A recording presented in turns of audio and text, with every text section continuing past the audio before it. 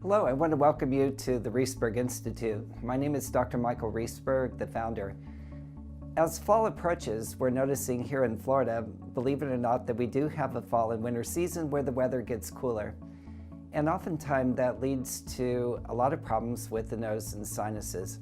I had a patient ask me yesterday, Dr. Riesberg, how do I know whether I'm having an infection or whether I'm suffering from allergies or chronic sinusitis?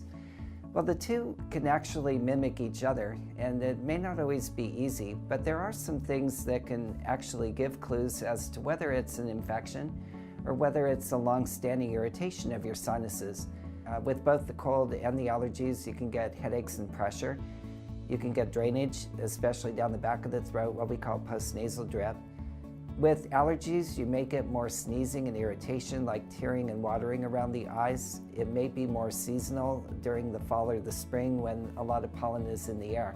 With infections, you may or may not get sneezing, but you'll definitely get fever, which you may not get if you have allergies. The fever is usually pronounced, and along with the fever, you'll get more of a mucousy drainage through the nose and may get more severe pain with sinus infections. The difference is in the treatment. From a medical standpoint, the infections for the sinuses, when there's fever, a lot of infectious appearing drainage from the nose, is normally treated with antibiotics. A lot of times the primary physicians do really well with this, but the problem is if the infections keep happening one right after the other, the primary physician often will refer to an otolaryngologist like myself for further evaluation. There may be a reason why the infections keep happening. One of the reasons could be lack of airflow, not only to be able to breathe in and out of your nose, but also lacking airflow going in and out of your sinuses. The sinuses depend on openings on the inside of the nose to be able to clear drainage and to equalize pressure. So if you have narrow openings to begin with and they get swollen even more, those openings can block. What that can lead to is redevelopment of infection because the drainage can't clear sinuses, especially in the cheek areas or the forehead. It can also lead to repeated congestion where you can't breathe through your nose no matter how hard you try. There are things that can be done within the comfort and convenience of our office.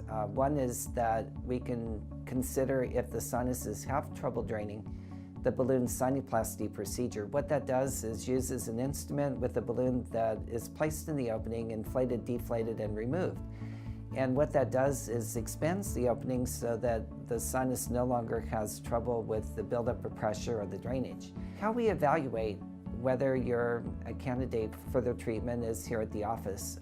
What I do on the office evaluation, besides getting a thorough history of your symptoms and how long you've had them, is to do a head and neck examination, including a direct look by what I call nasal endoscopy.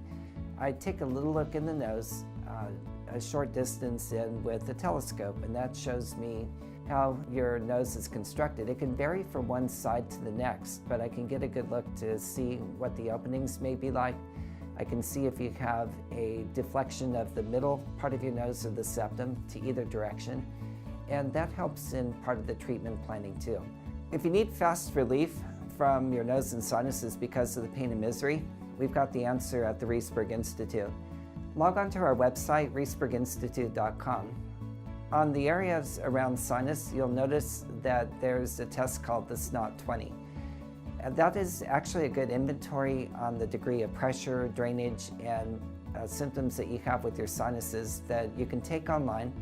We can score it and evaluate the degree of your sinus symptoms and provide fast relief. At the Riesberg Institute, your health and well-being is our #1 priority. Every day we give it best effort to get the best result possible in your unique situation.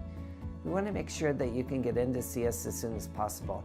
3 ways you can do that. You can log into our website, riesberginstitute.com, and make an appointment online. You could also contact us at our telephone number, and we could schedule an appointment through one of our friendly receptionists.